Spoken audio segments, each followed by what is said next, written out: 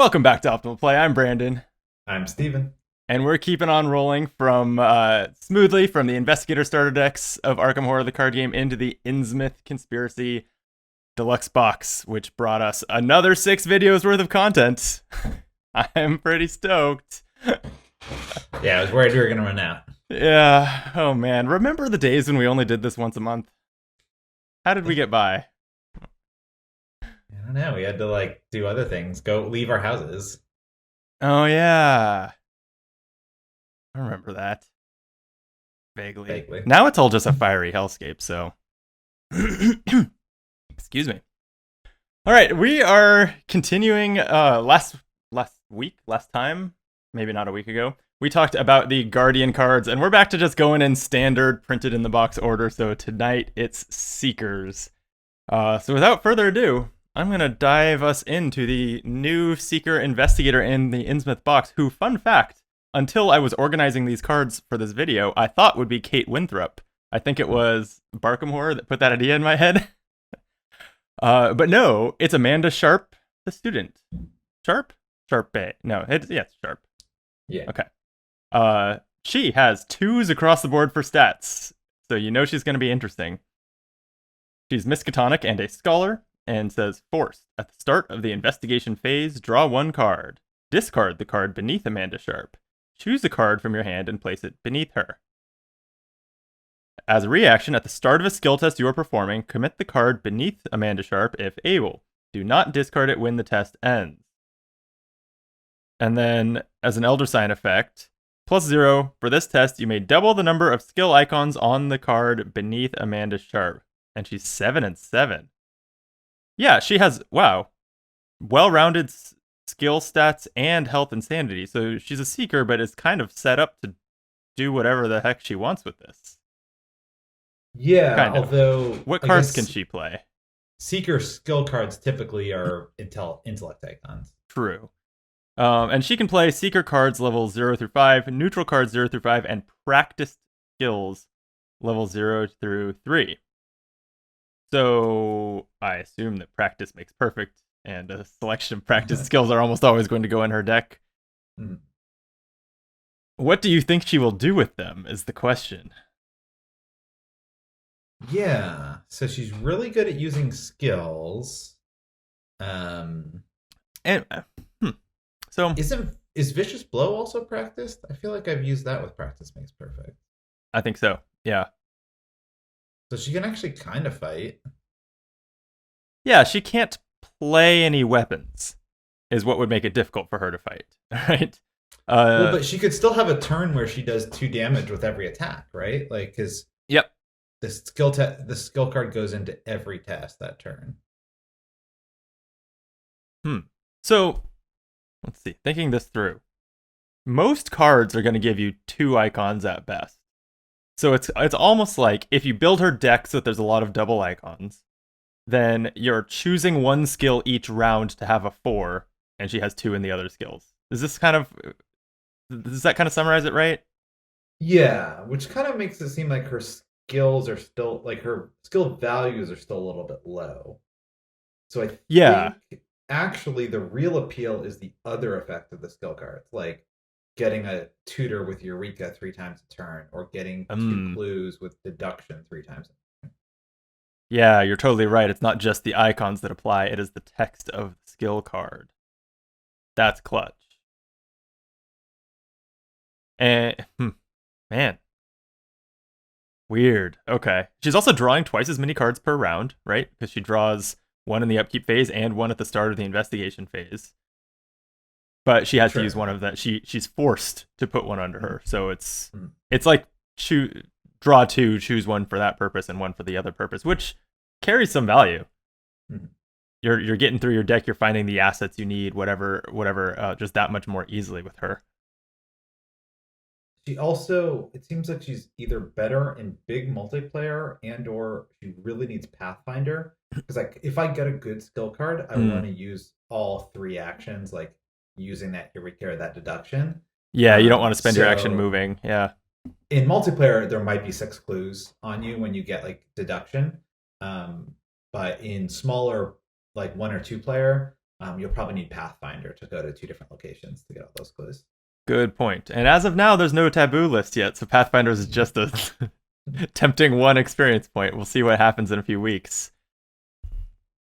Okay, I want to find out more. I bet that she's going to have pretty interesting signatures to go along with this. Want to give us her next card? Obscure Studies is a 0-cost event, 3 wild icons, and an insight.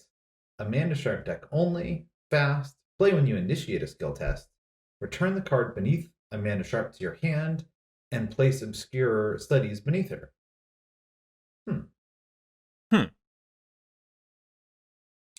So, it seems like most of the time you're just going to put this underneath her via her regular ability. That's what I was thinking. I don't think that. Why do they even need that special text? I don't think the text on this matters all that much.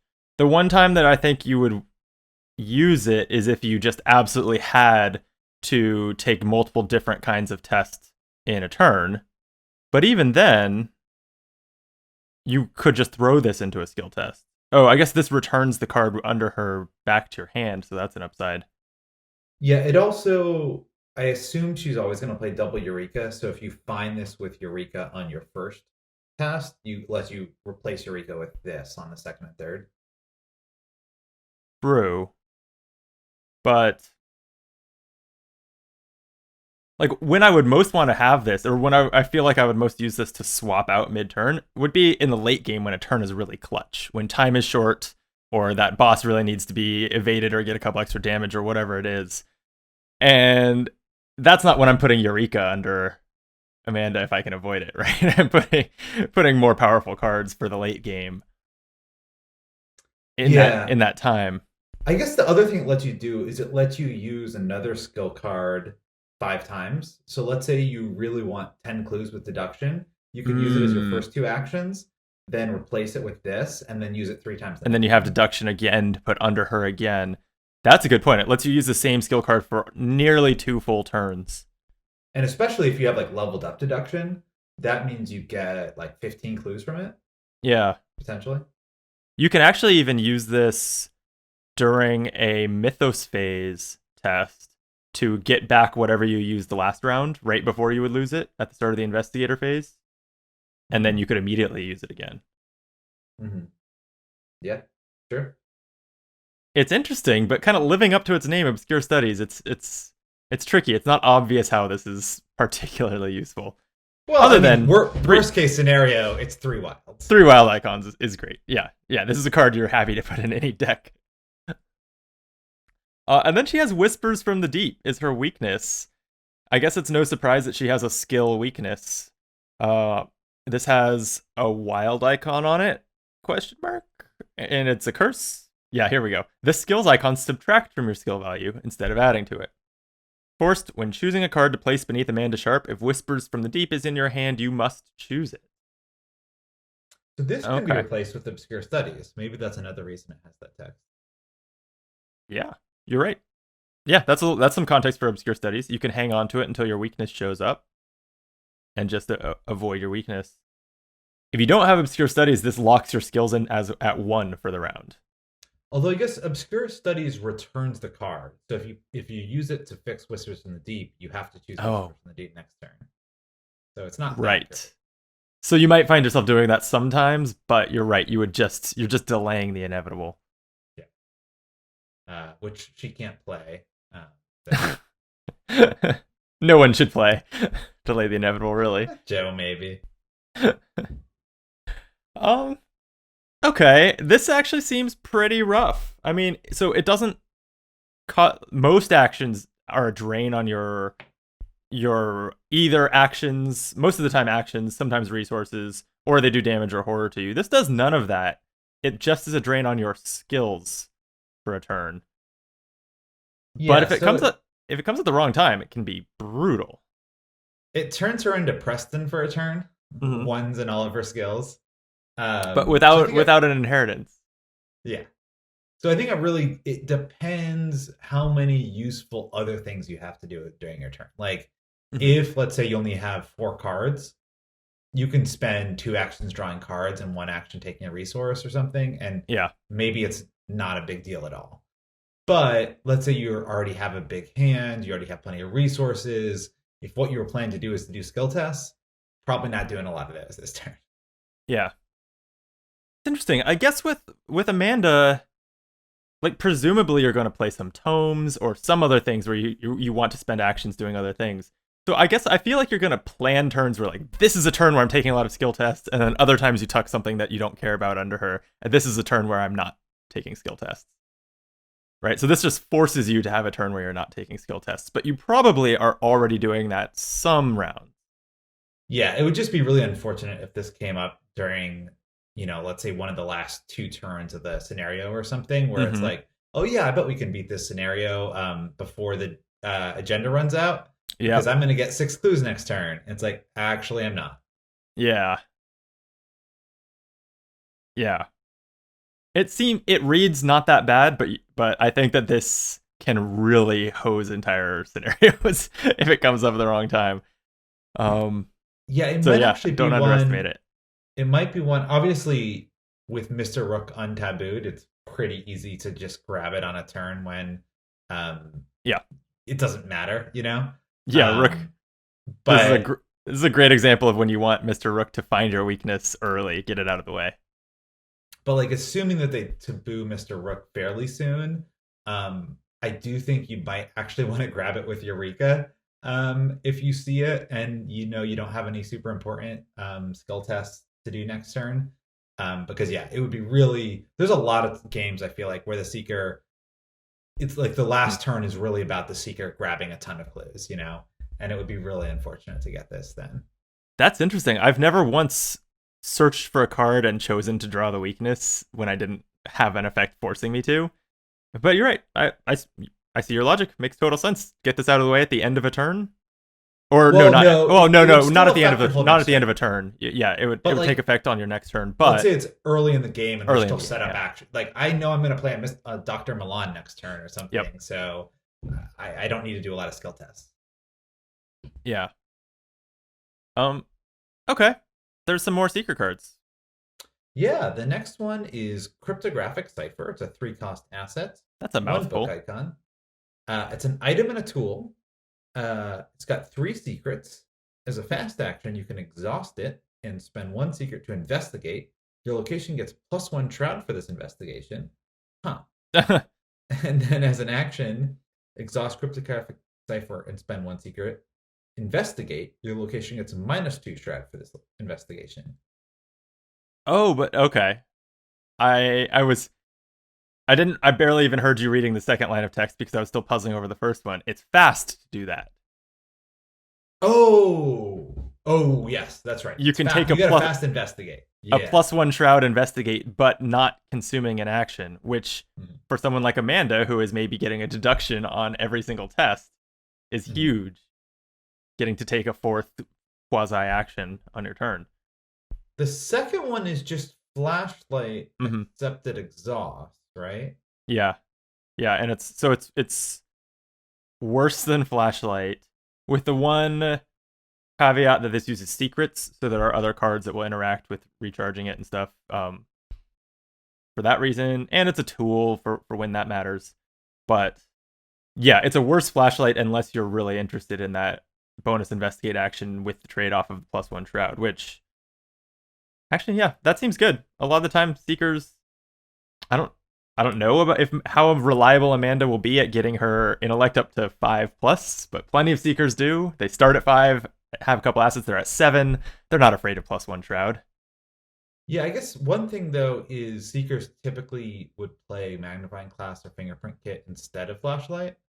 So while like maybe in some classes you would like this, like the Seeker still like this. I mean, Fingerprint Kit also gives you the increased efficiency that the fast action does, but it does it while boosting your book instead of increasing shroud. Yeah. Okay, I am interested to see what people do with this. I think it will find a place. But yeah, it's not a card that is just good on its face, really. It does have 2 synergies with Crack the Case, as well as the Ancient Stones that care about having high shroud. Yeah, So does maybe crack if the you're playing those case cards, would still look at this increased shroud? I guess it would. Yeah. yeah. Hmm. That's cool. Yeah. Yeah, that's super cool. Also, sorry, what was the other card you said? Was it the Ancient Ancient Glyph? stones. Or It's Ancient like Stones? Yeah. you get as many secrets or whatever as Yep. Shroud +3. There's also, not that people play this much, but what's the Seeker event that when you discover the last clue at a location, you can get clues from another location with a lower shroud Oh, value? connect the dots. That's it. Actually, yeah, maybe this will make that more playable since it has more flexibility. I don't know. Yes, slightly more playable. It's still, I think, 4 resources for 2 clues, and Mhm. it's. I think it would take a lot to make that a particularly powerful card, but this is a factor. Yeah. All right, next is Cryptic Grimoire Untranslated. So, this is the latest card. Seekers get one most cycles. This is not going to do anything until 2021. Right? When it's up, this card doesn't do anything until it gets some upgrades, so I'm thinking we talk about it then. Sounds good. Hopefully 2021 will be a better year. Yeah, let's not count our chickens, but we can hope. At least if we have a Cryptic Grimoire that does something, it'll have that one up over 2020. So instead we've got Deep Knowledge. It's a 0-cost Seeker event. It's an insight, and it's cursed. And it says, as an additional cost to play Deep Knowledge, add 2 cursed tokens to the Chaos bag. Investigators at your location draw a combined total of 3 cards. In parentheses, you decide how many cards each investigator draws. I guess in case you and your team just can't come to an agreement, this has rules for that. Funny, I think we joked in the last one about whether it be mystics or rogues that added curse tokens. Mm-hmm. Neither of us predicted that Seekers would. Yeah, so a glance at that previous Cryptic Grimoire, that uses curses, and now this does too. I mean, it makes some sense just because Seekers are all about like the Necronomicon and kind of getting a little deeper into the dark research than they should. Yeah, although previously a lot of the evil books, I guess besides the Necronomicon, seemed to be like mystic tomes that Seekers could often take. Like there wasn't, even the Necronomicon itself doesn't have any downside, which maybe it should, given the reports of how overpowered it is. People are, yeah, it did not take long for the YouTube comments to fill us in on just how broken that Necronomicon is. So yeah, we haven't really seen, I feel like Seeker cards are just powerful. They're not like powerful with the drawback. Yeah. So what do you think of this effect? 0-cost event, investigators at your location draw a combined total of 3 cards. It has the same efficiency as an emergency cache, but it's card draw, not resources. And it's distributed. And it's adding 2 curse tokens. Then there's that downside, yeah. I don't think this card is very good unless you are looking for there to be curse tokens in the bag, which I have a hunch Seekers probably will be. See, I think it would be pretty good if it didn't have, or I definitely think it would be good without the curse thing. Like, for example, I actually kind of like Preposterous Sketches, which cost 2 more resources than this, can only give the cards to yourself, and requires there be a clue at the location. So it has a lot of downsides compared to this. I've always thought Preposterous Sketches was pretty bad. I do think this is better than that. But yeah, so I think that this is a no-brainer great card if you're messing around with curses a lot anyway, and particularly if there are other cards that give you a payoff because you have curses in the bag, kind of like Guardian saw with Blessings, where they get both. They put them in the bag and get rewarded for them being there. If that's how Seekers are working with curses, then this card seems amazing. If this is just like, would you throw this into a deck that otherwise isn't dealing with curses and blessings? And I would like, probably do it in a big hand deck, because like it helps you get to your like end state faster, and then if you're already at like 15 cards, then just have other people draw it. In fact, I've always been pretty okay with house ruling that you can put new level 0 cards into a deck of an in progress campaign. So this might go into my big hand Ursula. That's a couple scenarios into a campaign right now, just for fun. The thing is, the downside of this, like, say this is the only curse card that's played, you are throwing off the math of the chaos bag for who knows how long.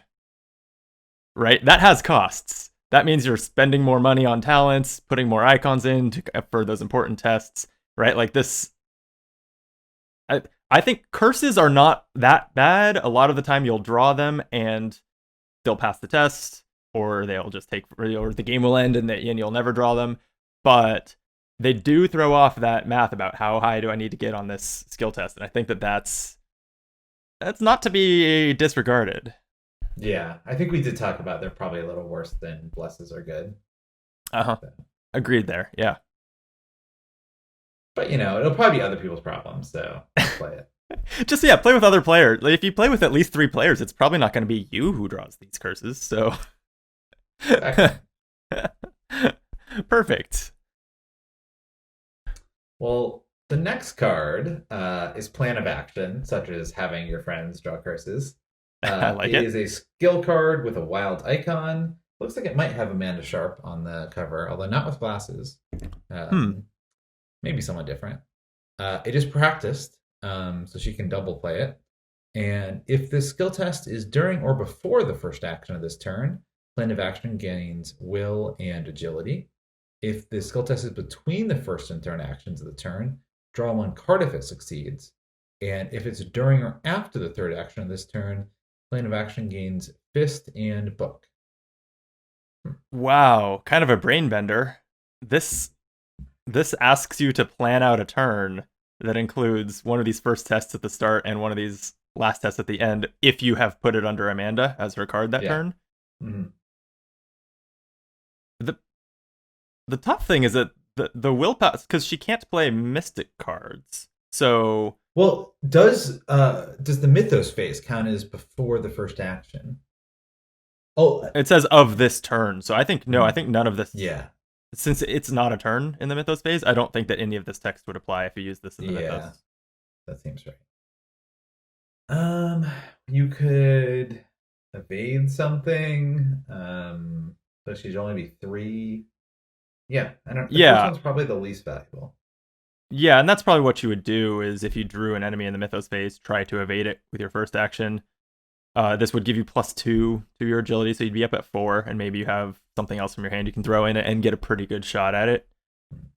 And then from there, this looks great because draw a card if your next test succeeds, and then draw and then bonus 2 probably intellect is probably what you care about. Mm-hmm. Yep. Yeah, it seems decent. It doesn't. I mean, I still think like Deduction and Eureka are like the first 2 skill cards I want to put in Amanda Sharp, but I would probably put this into it. And you're probably putting more than like. We've been putting kind of diminished amounts of skill cards over time in most decks, especially as more classes are using the arcane slots and that kind of thing, and you just have more assets to put in. But I feel like Amanda's probably a 10 skiller, right? You probably use 8 10 of her card slots on skills. Also, like, because that draws you 3 in your turn, hopefully. Yeah. Yeah, I'm sure there are some decent skills that we're not thinking of that would be, particularly with practice being a trait that I sure can't list them for you off the top of my head. I've got to think that there are some pretty good skills that you'd be happy to put in her deck. My one other thought on this is that the card Practice Makes Perfect that searches your deck, finds a practiced skill, and throws it into that test. This really makes you rethink when you're playing Practice Makes Perfect, right? Because if there's a chance of finding this, then you've got to think when you play Practice Makes Perfect, wait, what action of my turn am I on? What will it do if Plan of Action goes into this test? Is that worth doing? Which I think is both entertainingly and frustratingly like brain bending. Yep. Yeah, I mean, the fact that it has a practice trait is a benefit. Like, certainly, you're gonna want 6 or 8 of those and 6 or 8 practice skill cards and 2 copies of Practice Makes Perfect. Right. Yeah. Pretty much no doubt, I think, for Amanda. I do think I like Practice Makes Perfect a lot in Roland because he can grab Vicious Blow or Deduction. I wonder if he would ever consider this. Like, he could definitely use the draw or the fist.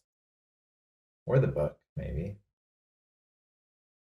Yeah. I mean, I actually think this is likely to be a card that a lot of people play because it's flexible, right? It's kind of like a two wild skill that could also be played to draw a card if you play it at the appropriate time and you don't need the icons so much. Like, that's not bad.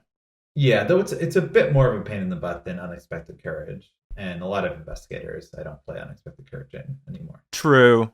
Yeah, I guess I agree. I guess it's not as good as Unexpected Courage, which does kind of take it down a notch. Yeah. All right. What did you think of the Seeker cards? Without having built this yet, I can't tell quite how strong Amanda is. Yeah. Like her stats are awfully low, Mm-hmm. but I could see there being something where like you have some static boost, like a couple of magnifying glasses, and then you do like a bunch of deduction threes, and it's just like a ridiculous power turn, like you know Rex Murphy style, like even surpassing him as far as just hoovering up a ton of clues. Yeah, she's really gonna have ups and downs. She's gonna have big turns and she's gonna have low turns. Yeah, low is the opposite of big, right? Yeah, and so I think that's got to be you got to be up for that kind of roller coaster of a playstyle a little bit. Mm-hmm. It's certainly unique. Yeah, and it's again, well, people disagree with us no matter what I say. People might disagree on this. I feel like again, similar to Tommy, the Guardian might be kind of the most straightforward one of the bunch here. Sister Maria. I can't talk tonight. Hello, 10 sips of beer. Sister Mary is not a standard Guardian by any means, but she does, especially when you combine her with the cards that came in the box. She has a pretty straightforward plan of action, which is help your team out by blessing the Chaos Bag, heal them, do a little bit of everything else. With Amanda, the plan of action is not that clear. Yeah. I think it'll depend. I feel like if she draws cards in the right order, I could see her being really strong. Like, imagine if her first turn she has perception, so she just draws 3 cards, and now she has a lot to choose from. And then her next turn she plays Eureka, and now she tutors and she finds all of her missing pieces. And then the turn after that she plays deduction, and she just sucks up a ton of clues. Like, I feel like if You're you right. got them in like that order, she's amazing. That's insane. But yeah. There's going to be other games where it's like, oh, you get deduction, but you don't have a magnifying glass. Like, you're not really set up. You're not sure. Like, you're not actually passing your tests, Mm-hmm. But I feel like if you did it in the right order, it'd be awesome. And of course, right now with Mr. Rook, like, it's pretty easy to get things in the right order. Yeah. But obviously we'll see if that changes. Her deck size was 30, right? Yeah. Okay. Mm-hmm. Cool. I think it's really interesting. I'll be interested, to see what people do with it. I don't know that I am going to volunteer to be the first one to. I mean, the box has been out for a week when we're recording this, but still, like, I think I'm going to kind of look around and see what other people have discovered rather than kind of throw myself blindly at this one. All right, that was quick. That's the Seeker cards from the Innsmouth box. If you enjoyed this video, we would love if you would click the like button and subscribe to We'll Play if you haven't. We do lots more of these, including the starter decks recently. That is, I think, a solid 10 hours of 10 hours of card talk. So bring your phone on a long car ride or something for the holidays if you haven't heard those. And we also do playthroughs. Lots of board games, card games, Arkham, and otherwise. We do edited playthroughs, which are a lot of fun too. So yeah, we'd love if you check us out. Steven, final words. I love skill cards, so I think this will be a really fun one to play. All right. You had some final words. I appreciate that. My final words are the same ones they always are. Till next time, be optimal.